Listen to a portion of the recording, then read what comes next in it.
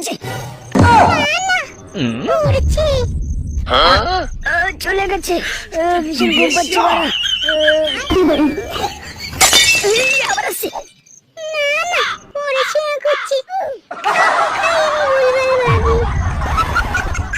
ঘুমে দু চোখ জলে। আচ্ছা আচ্ছা খানকে চালা বাবা দেখাচ্ছে তো কেন যাচ্ছে।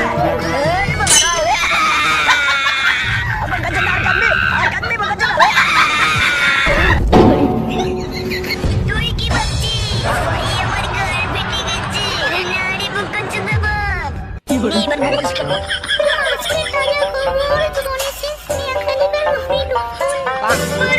কিছু পাচ্ছি না।